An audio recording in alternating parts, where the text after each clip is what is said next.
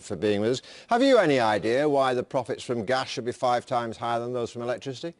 No, and they shouldn't, and this is precisely why Ed Davey finally seems to be catching up with the agenda that Labour's been setting for many months now, and indeed for more than 2 years we've been talking about some of these issues and highlighting them to the government, of the way in which our energy market in the UK is broken and needs to be fixed, and needs to be fixed urgently so consumers get a fair deal. Yeah, but, you know, fair dues, he is having a look at it.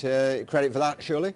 Well, eventually, you know, 2.5 years, he's been standing in the House of Commons, sitting there in your sofa and talking in TV studios for months, defending the indefensible, justifying the unjustifiable, and standing up for the big companies and not for consumers. It seems he's finally woken up. I mean, he could have been on this a couple of years ago if he was really up to the job.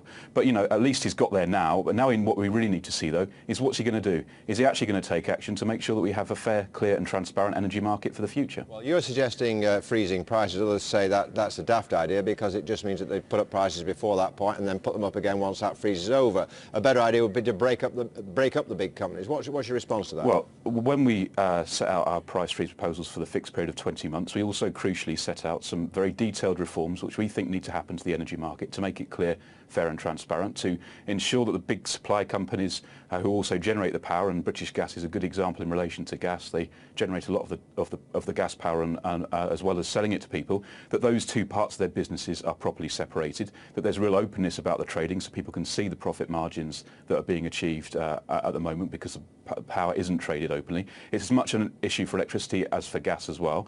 Those are firm proposals. They've been out in the public domain for many months now, and really if Ed Davey's serious and if your viewers want to see action rather than words, he should get on and implement them.